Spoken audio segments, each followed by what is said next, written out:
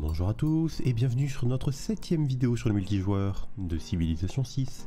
Aujourd'hui, nous aborderons la foi, comment générer rapidement en début de partie beaucoup et à quoi sert-elle. Premièrement, il existe des civilisations qui vont naturellement générer beaucoup. Le Mali par exemple, de par sa simple présence dans le désert, va pouvoir sortir beaucoup de foi pour l'utilisation de la monumentalité au tour 31. Certaines civilisations possèdent aussi une génération de foi naturelle mais qui ne va pas leur servir pour une monumentalité. L'Indonésie par exemple, qui va générer un montant confortable mais de son côté va l'utiliser pour l'investir de manière militaire. Il faut donc se dire que la foi peut être investie de manière très différente en dépendant de votre civilisation, de votre gameplay, de vos aménagements et de votre position de départ, mais surtout de votre panthéon. Revenons à ce dernier, le panthéon. Il va donc être la première pierre angulaire de votre partie si vous décidez de vous axer sur la religion. Mais même une civilisation qui n'avait pas prévu de partir sur un plan de jeu religieux va pouvoir l'exécuter pour une première monumentalité suivant un bon choix de panthéon si la partie s'y prête. Par exemple, sur mon territoire, je pourrais décider de partir avec une déesse de la terre. L'attrait pourrait sembler s'y prêter, je pourrais donc bénéficier d'un certain montant de foi assez facilement qui va permettre d'avoir beaucoup de bâtisseurs sur ma première monumentalité. Le meilleur exemple est le choix déesse du feu, qui va vous fournir 4 de foi par case de volcan ayant du sol fertilisé. Dans un panthéon sélectionné rapidement, comme par ici, quand vous travaillez une case de foi en début de partie,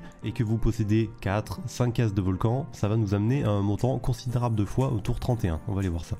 Et voilà, tour 31, avec une civilisation qui n'est pas basée sur de la foi, on peut démarrer une monumentalité en 200 de foi. Ne prenez pas attention au bot qui est venu m'embêter, c'est normal, c'est une vidéo, ils sont toujours là pour ça. Avec un peu de chance, vous pouvez donc avoir 30, 42 fois par tour pendant 15-20 tours avant le début de votre monumentalité, soit un achat immédiat de 6 ou 7 bâtisseurs directement au tour 31, juste pour avoir eu le choix du bon panthéon en fonction de la carte. Sinon, si vous posez tout simplement vos lieux saints à côté d'une rivière, le panthéon déesse des rivières est excellent pour cela. Pas particulièrement fort en early, pour son explosivité, mais vraiment pour être efficient tout au long de la partie pour son bonus d'activité et de proximité qui lui va être augmenté au moment où vous toucherez théologie.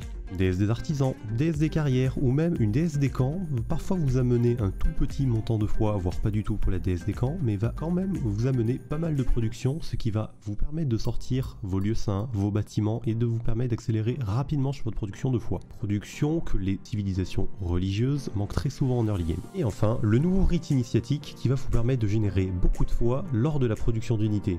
Donc il n'est pas du tout dans une optique de développement, mais vraiment dans une optique militaire. Une fois que vous avez choisi votre panthéon, il existe 3 manières d'augmenter votre génération de foi. La première, la plus simple, avec des lieux saints et les bâtiments dans le bâtiment en question. Une fois que vous atteignez le dôme théologie, vous pouvez doubler le bonus de proximité et ainsi bénéficier d'un bonus conséquent de foi. Vous avez aussi les choix de la religion que vous allez sélectionner. Certains bâtiments après le temps vont vous rapporter de la foi, plus certaines croyances vont vous permettre de rapporter encore plus de foi. Par exemple, la reliquaire sur la Pologne. Si vous avez la possibilité dans votre partie, essayez de mettre 1 à 3 émissaires dans les cités blanches. Cela va vous bénéficier de 1 de foi par hôtel. Si vous avez 10 hôtels dans votre empire, il s'agit de 10 de foi par cité blanche que vous rencontrerez et dans lesquelles vous placez un émissaire. Une fois que vous avez 3 émissaires, cela va bénéficier au temple et donc vous bénéficierez rapidement d'une plus grande génération de foi. La deuxième, certaines cités-états religieuses vous donneront des aménagements ou des bonus installés afin d'augmenter votre montant de foi, comme les têtes de la Venta, les routes commerciales avec Shingeoti, les reliques de Kandi, etc. Et enfin, la dernière, les aménagements uniques que peuvent bénéficier certaines civilisations, comme le Kurgan de la City, les pyramides nubiennes, les puits à degrés indiens ou les missions espagnoles, etc.,